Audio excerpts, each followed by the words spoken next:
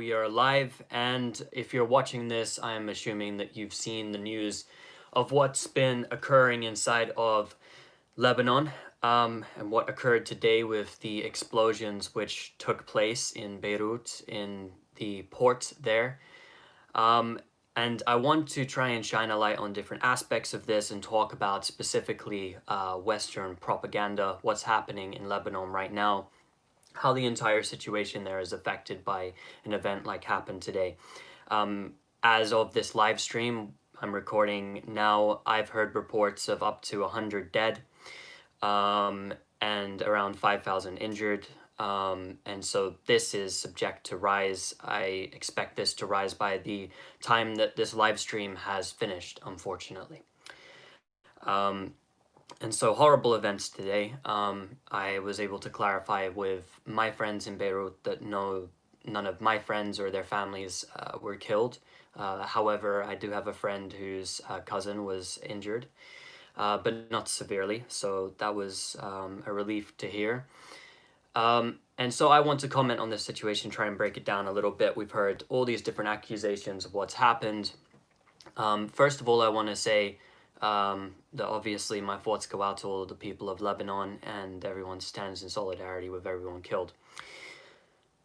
Also, when this report came out at first, I want to start getting into a bit of the analysis. When this report first came out, me knowing what explosions, these sort of explosions look like, when any sort of ammo depot is hit, where there's ammunition stored, I instantly knew that this was the case. And we've heard now from official Lebanese sources that ammonium nitrate was what was hit, or let's say what exploded due to a fire. We know that prior to the reporting on the event, that the site was actually on fire for around half an hour. And there were sort of small explosions and then this massive explosion that everybody saw. And so when we saw that, of course, everyone started coming out with the accusations about who did this, what was done, and all the rest of it. I want to talk a little bit about the port, however. The port itself is where allegedly 75% of Lebanon's imports come in through. It's very vital. The area had large wheat reserves, which we are hearing were wiped out. We have to keep in mind as well that Lebanon is in such a state that recently the currency, the official currency of Lebanon, is devalued 80%. And if you look at the Lebanese lira, for instance, and its official value and then its black market value, essentially Lebanese currency altogether has absolutely no value. And the people now, hospitals are being closed. There was the corruption scandals, the crisis, and the country, of course, locked down. I think today was actually a day when they went off of lockdown, and then they were going to go back into lockdown on Thursday, if I'm not mistaken, because of COVID-19. The country's economy has been completely destroyed. It's collapsed. And keep in mind, Lebanon was a place just a few years ago which was a holiday destination for people all over the world. At one point, Beirut was considered like going to Paris. And of course, you know, Lebanese hold that as something as pride. You know, they take pride in that. Now people are eating from the garbage. People can't afford to put food on their tables. Of course, sanctions in the area have compounded this. And the Syrian war, of course, has not helped this, because they used to get 80% of the food and medical supplies and stuff that comes to Lebanon comes from the outside, right? So it's not internally produced.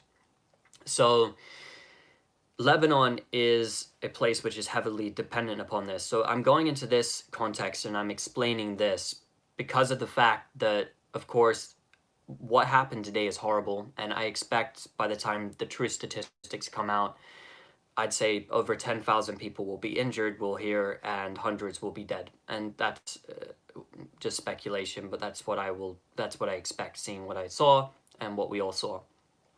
But on top of that, all of the people that are going to die because of the fact, or are going to suffer greatly because of the fact that this site exploded. And there will be aid sent. Even Iraq is sending an aid team. and we'll get into the aid from foreign powers in a minute, and we'll get into the financial crisis or crises that have hit the country in a minute. However, what we're seeing right now is that Lebanon is in unprecedented economic crisis, that the people are suffering beyond what they've suffered before in terms of economically. And this explosion, of course, has shook the entire country and much of the world that has bared witness to it. Now, who did it? That's a question that comes up. Of course, we had the reports initially that fireworks caused this. That was slapped down. We've heard reports that it was initially the Lebanese security forces said that it wasn't a terrorist incident.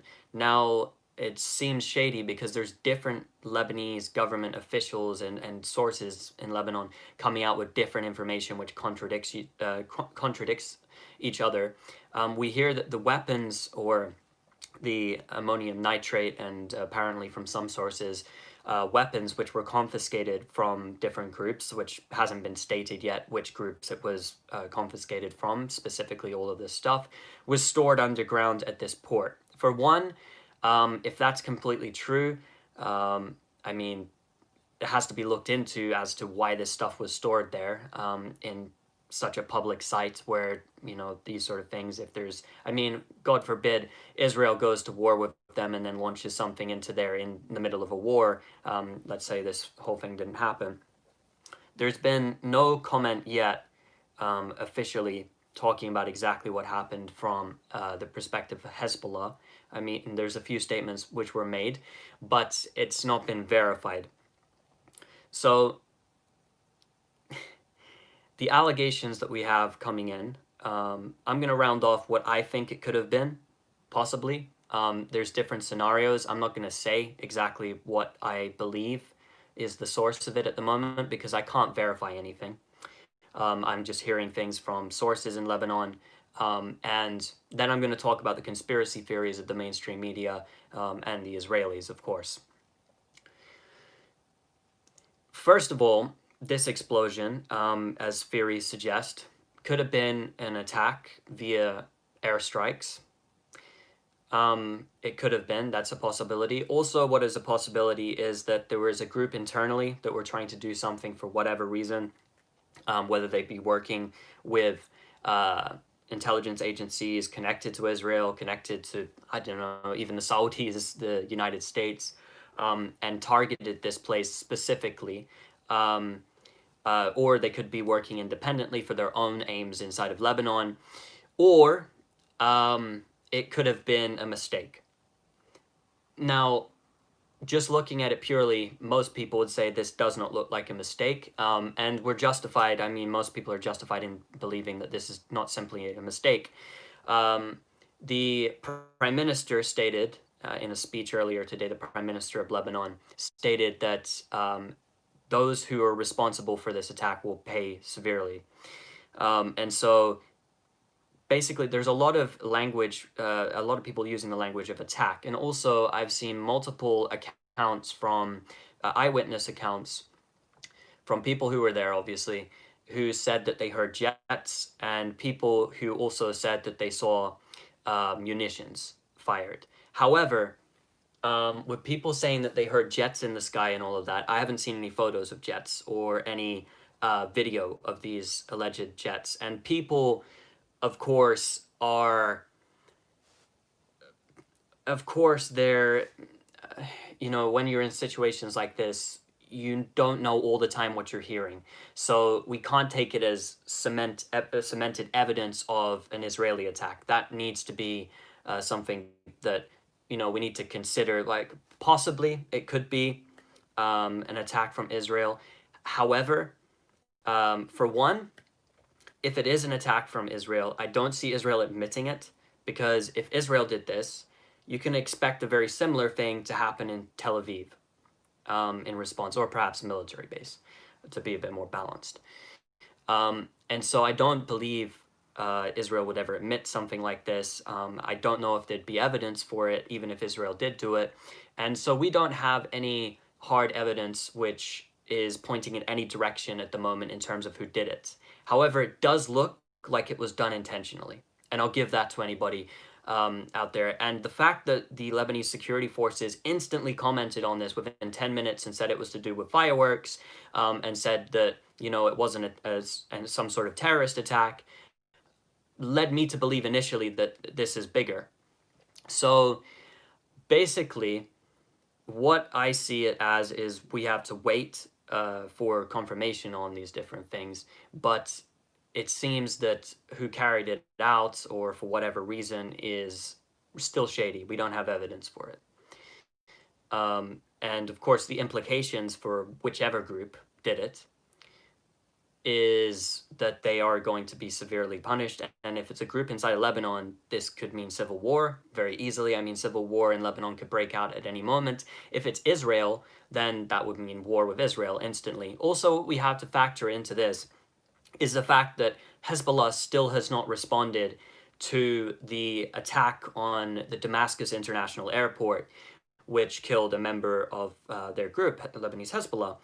And so we're still waiting for that response. So as to when the response from Hezbollah comes, it's still a little bit up in the air now, and I don't know whether they're going to do it once. Somebody says in here, why are you not saying that Israel offered humanitarian aid? Okay, I'll address that straight. Israel occupied Lebanon until it was kicked out in the year 2000. It bombarded Lebanon in 1982 and killed 20,000 Lebanese, okay, and also Palestinians. The Israelis have massacred tens of thousands of Lebanese. They have subjected the Lebanese population to occupation and have tormented them. They have overseen terrorist militias massacring innocent civilians inside of refugee camps, and they have continued to aggress and violate the airspace of Lebanon time and time again. Every single day, almost, they violate the airspace of Lebanon. They bomb Syria from Lebanon. They launch these type of drones that have explosive devices, like we saw last year, into Lebanon. One of them landed in South Beirut last year. This was something that Israel did. It constantly aggresses against Lebanon, and it kills members, it kills Hezbollah members, and it kills Lebanese inside of Syria, right, against international law. So when Israel goes, oh, I'm going to give you some aid, I mean, this is the most disgraceful thing you can possibly do to anybody, is to basically bomb them, subjugate them, destroy their economy, use the United States, basically, because the United States and Israel are one, right? And basically pressure the economy of Lebanon and make the Lebanese people suffer because Hezbollah exists there, which beat you in 2006 and kicked you out the country, and then say, oh, well, we're going to send some aid to you. Are you crazy? Are you nuts? Is this just posturing so you avoid a confrontation with Hezbollah? Is that what it is? Why would the Lebanese people accept any of this stuff? I mean, what Israel has subjected the Lebanese people to, do you expect them to even take that aid? I doubt it. I seriously doubt that they will take it. And if they do, I'm putting out there, I'm sure the Lebanese people will not be very happy with it. Maybe there are some people which are sympathetic to Israel and would accept this. But for them to go and give this aid, I mean, it's like the United States commenting on it, and Britain and France offering aid and all the rest of this stuff. Britain and France helped create this situation. Okay, they're not solely responsible. Of course, there's corruption inside of Lebanon. There's different groups inside of Lebanon which have created this, and you've got such a system there which has built, you know, sort of a sectarian system which has built, and so much deeply entrenched corruption which has destroyed the country. But it's also this investment and the propping up of the banks inside of Lebanon, and basically giving these unrealistic loans, right, with these unrealistic interest rates, which have helped destroy the country from outside. And so when the West and when Saudi Arabia and all the rest, which has helped destroy Lebanon, come in and say that they are sorry something like this happened, it's just ridiculous. Like, I don't see it. It's, to me, I don't want to say hilarious. It's insulting. To put it flatly, it's absolutely insulting to, oh, well, we're so great, we offered you aid after we subjected you to all of this. Okay? And that's something I want to get onto, is the fact that you see instantly, okay, imagine a scenario where something like this happens in a Western country and Chinese or Russian media jumped onto it and started accusing different groups and political factions inside a Western country of being implicated in the thing, right? Or trying to link it to something to demonize the British government or the Americans or the French or whatever. Like, we call that out for what it is. That's propaganda. The BBC today, when they reported on this, right, this strike which has taken so many people's lives, which has caused such chaos, right, which is going to continue to cause so much chaos, reported that this came after or in the wake of a verdict which is going to come out in The Hague soon, in the next few days, about the assassination of Rafiq Hariri, which took place. And of course, this is the former Prime Minister of Lebanon's father, who was assassinated. And still, until this day, we don't know who actually did it. There's allegations that Israel was involved, Syria was involved. Some people say Hezbollah was involved. All different allegations about who did it. And of course, they're trying to pin this on Hezbollah. So they've got these 4 members of Hezbollah, these 4 people linked to Hezbollah, who they're trying to and make it out to be, you know, something that was probably even, you know, they're going to blame it on Iran as well. This is what they try and do. And so you have a report like this, such a big world event that just took place, and the BBC goes straight to going, well, Hezbollah, Hezbollah, Hezbollah. I mean, how disgusting this is. Like, and that I can't even explain it. And all of these media reports coming out talking about, well, it was a Hezbollah weapons depot that was hit, with no proof whatsoever, and pushing this claim out there, right? No proof whatsoever, but they're pushing this claim. Journalists, right? There was Kenneth Roth put out a tweet blaming Hezbollah and saying that Hezbollah basically bombed the area. This is supposed to be a humanitarian and a real journalist working with mainstream media. What in the world?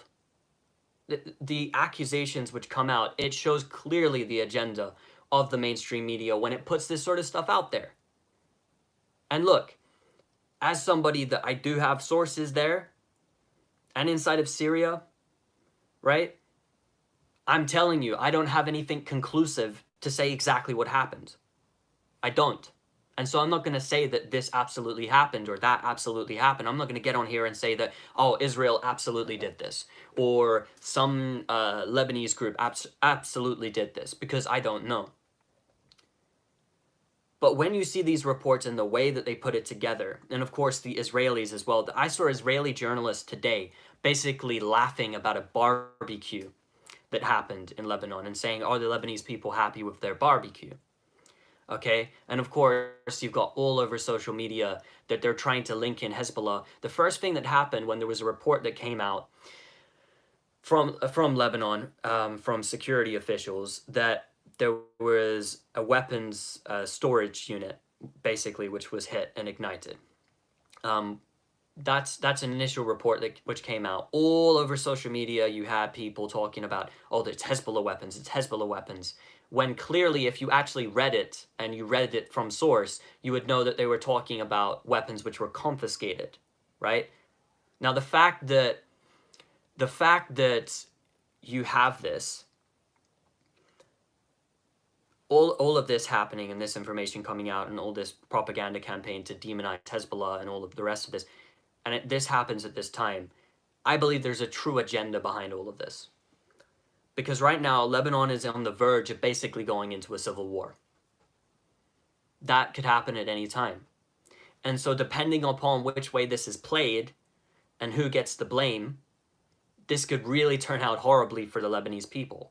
And it shows you that after an event like this, that when the mainstream Western media goes into such an overdrive, right, in order to push their specific narrative on it, that they really don't give a damn. All of this fake solidarity, all this fake aid, all this crap, right? When you've helped create the situation in Lebanon right now. And of course, through pressuring and sanctioning Syria, you're hurting Lebanon as well. And you're going to talk about, we're going to send aid to the Lebanese people. We're going to send aid. Oh, we're so sorry it happened. What are you on about? You're actively destroying Lebanon. You're contributing to it. You have contributed to it in the past. I mean, it's the very least you could do is give some damn aid. This should be like, you know, something that you're obligated to do and that you have to continually do. And of course, then on top of this, we got the fact that China was looking to invest inside of Lebanon. And so lots of people are making allegations now that perhaps this was something in what we can perceive as a new Cold War against the Chinese, basically trying to send a message. There's so many allegations at this point that I think the best thing to do is to address the propaganda which has been put out by the mainstream media, and to address the way that this has been dealt with, and to look at the way that the West is moving with this. And this situation, because of the impact it's had and the amount of people that have been killed and injured, this could really, depending upon which way it's presented and which way the Lebanese people interpret it as well, could really lead to something horrific. And then on top of that, like I mentioned before, we still haven't seen Hezbollah's response, okay, to Israel. And for Israel as well to go on about sending aid over and all the rest of it, okay, and talk about how it had nothing to do with this attack and we're sending aid and all the rest of it. You just struck southern Lebanon. Last week, Israel bombed southern Lebanon. A munition fell in a civilian home, okay? And on top of that, they started the whole thing by killing a Lebanese, okay? And on top of that, not only that, but they've been bombing Syria just a few days ago, okay? They came out with this story about 4 militants who allegedly tried to plant explosives. They had this video of 4 alleged militants who were trying to cross the border or something, or they alleged that they did cross the border. It's always contradictory. And they released a video of like a drone strike against these people. There's no photos of their dead bodies. However, they have photos of the so-called explosives, which are in like a school kid's bag, a bag that kids take to school, which allegedly, you know, some sort of an elite force which belongs to Iran is supposed to have committed. I mean, if anyone did this, if there's even any truth to the fact that 4 people approached the fence and tried to do something like this, if it is truthful, I doubt it's linked to Iran or Hezbollah. But then, after Israel struck these 4 people that it alleged was trying to plant explosives on their side of the border on the illegally occupied Golan, by the way, it's illegally occupied by Israel. They then went and struck Syrian Arab army positions afterwards as a response, okay? The Syrian Arab army in of itself, right, didn't have anything to do with it, okay?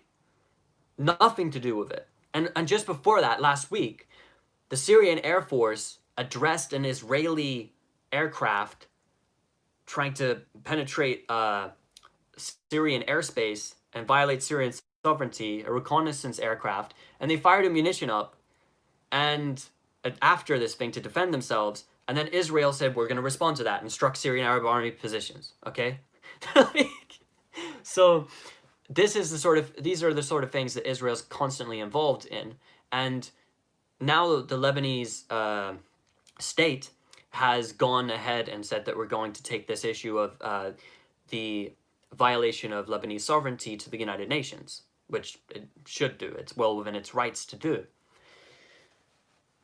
This situation is so horrific of what happened today. And of course, when, you know, people initially, they were saying that this big red cloud which came up, people were saying that it was a tactical nuke and stuff like that. It wasn't a nuclear weapon, and all of that. I think you can pretty much rule that out, that it was some sort of tactical nuclear weapon. By the way, I've seen people put that on here. I don't believe that at all. I think the red sort of cloud, the red coloration to the big explosion that everyone would have seen, can be explained by the ammonium nitrate and the other chemicals which were hit, either hit or it was to do with the fire. But of course, at this moment, we don't have that confirmation. And that's what I want to say on my part, is that as a journalist, I'm not going to say that I have confirmation on exactly what happened. But for sure, you can bet, if there was no involvement from any foreign power in this attack, this is what I'm saying now, and I can predict, if there was no involvement, if this was an error, right, and this was a human error on the part of, you know, the Lebanese there who were monitoring this site and set up this site, then we're going to see the mainstream media in the West go into full propaganda mode and try and portray its narrative as whatever and paint it in the way that they want to paint it. So, and this will cause perhaps a civil war inside of Lebanon. And the thing that Israel wants as well the most, and this is something that has to be factored in, Israel and the United States would love nothing more than a civil war. Because Israel going into direct confrontation with Hezbollah would be a catastrophe for Israel. An absolute catastrophe.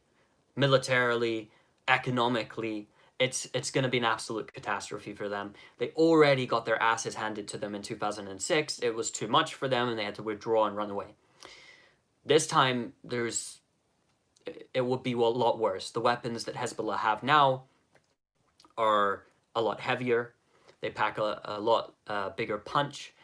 And so I don't believe Israel, the ideal situation for them is to engage in a direct war with Hezbollah. And people will say, and I see all these Israeli articles up there on Ynet and Jerusalem Post and all these opinion pieces, where they're talking about how Israel should carry out preemptive strikes. And they've been talking about that all week in Israeli papers and discussing this sort of thing about preemptive strikes against Hezbollah and being able to take out one of the articles. I can't remember the name of the writer, but one of these articles, they were talking about taking out with a preemptive strike free fourths of Hezbollah's weapons. Okay, the insanity of these people, that they think that they know where all of these sites are. And the reason why I know that they don't know where these sites are already is simply because, for one, if it did know and it could take out their whole arsenal of weapons, I'm pretty sure it would do it. Okay? Number two is that in Gaza, they don't even know where the weapons are. And they literally own the territory. It's theirs, basically. Like, they monitor it all, they control everything, basically. Okay? In Gaza, and they still don't know where the sites are to hit. They still don't know where the weapons are. They still don't know the exact locations from which they're firing the rockets most of the time. Okay? Even some of these smaller groups with flimsy sort of rocket devices, which don't really classify as a rocket. You couldn't really classify the thing as a rocket. It's more like a firework. Okay? They can't even hit these. So this whole notion that Israel in a war with Hezbollah would take out all of its weapons and all of this stuff is absolutely ridiculous. And I know from speaking to sources in Syria that when they strike Syria, they don't know where a lot of the weapons are. A lot of the time. They know where the obvious sites are and they hit the obvious sites. Right? And a lot of the time they get given duds, right? They get given sites which don't have anything in them and they hit these things, all right? So Israel, and the United States, the perfect situation which would bring about chaos in Lebanon is a civil war. And so that's where I see them pushing this. Of course, Lebanon is going to suffer severely because of what's just happened today. And really, it's horrific. And of course, there's staunch debate online, and everyone has an opinion, and everyone thinks they know what happened. Until I have any clarification, I'm not going to say who did it. I've just put out all of the sort of theories that I've heard here. I've sort of laid them out.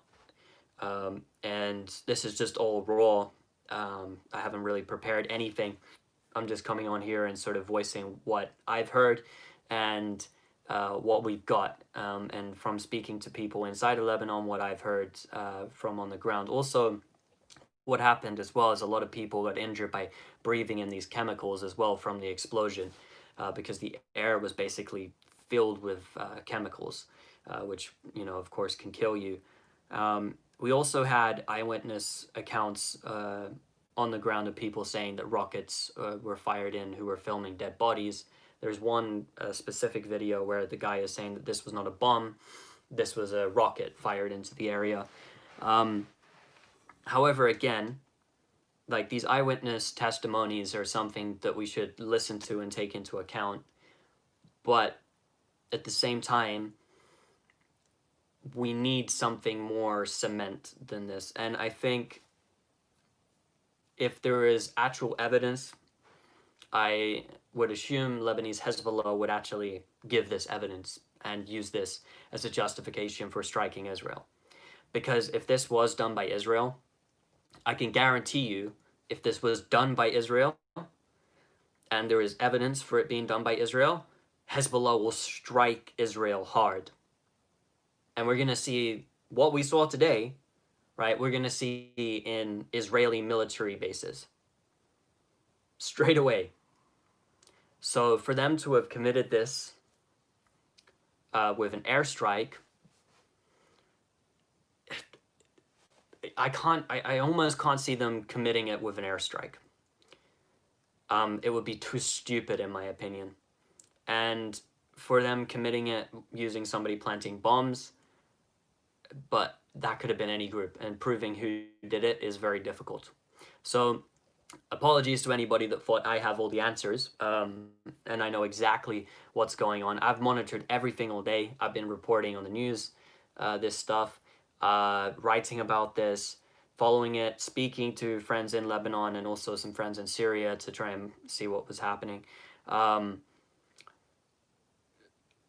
At the moment, we don't have 100% confirmation of anything that's going on, but I do want to just reiterate that the Lebanese economy right now and the situation in Lebanon is so dire, and we should not just focus on the attack.